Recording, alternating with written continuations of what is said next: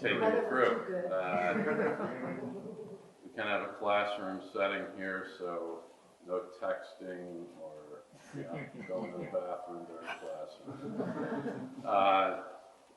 Anyway, so Pinot Noir clones. To start, Pinot Noir, I'm sure you all know, is one of the famous vinifera varieties from Burgundy in France. And it's been grown there for several hundred years. I'm not even sure of how long, but at least 400 years, I think, in the vineyards there. And, it's been the vines have been meticulously tended by monks and farmers, vignerons, as they're called, people that take care of the vines and make the wines from them for centuries.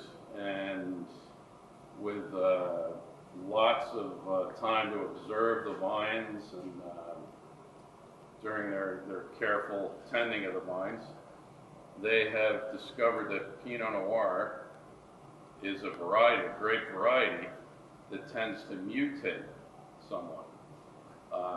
So over those many years, I'm not sure of how many years it took for these mutations to occur, but let's say within the last century they began to notice these mutations, slight variations in the vines, and it may be they're all still Pinot Noir vines and Pinot Noir grapes, but they have noticed a vine that may have a little bit different leaf shape and a little bit different shape to the cluster than the normal shape.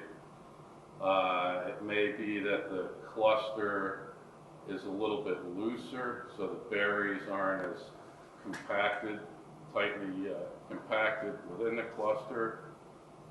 It may be that the cluster has a little bit of a wing on it instead of just being the normal Pinot Noir cluster.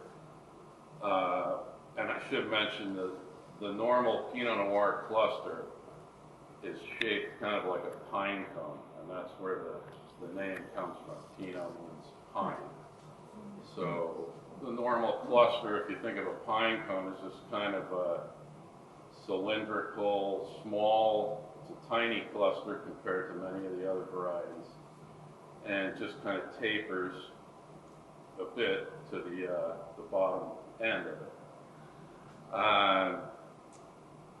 So these slight variations oftentimes lead to slight differences in the wines.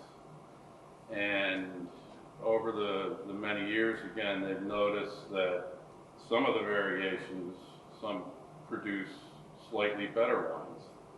So again, at some point, they began to separate out some of these mutations in the vineyard. They'd see a vine that maybe had the slightly looser cluster and decide, oh, we want to propagate cuttings from that vine because it's a slightly looser cluster, it doesn't have disease problems and makes slightly better wine because the sunlight penetrates it more thoroughly and the berries color better, or whatever it may be.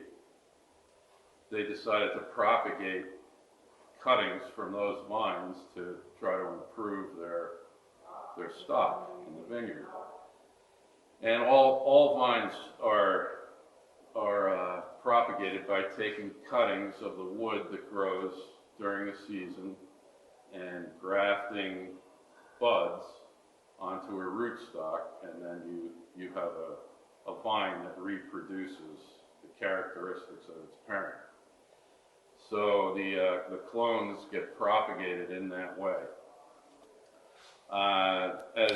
As things have become more advanced and more technical, probably over the last 50 years, the clonal selection in Burgundy has gotten much more advanced, and they also now screen for viruses and different different things, different pathogens that may be present or not present in the wood. It's mainly viruses. And because those can affect the vine growth and the wine down the road. So they're able to screen for those, have all that cleaned up from the wood, from the parent plant that they have chosen to select because it has some better characteristics.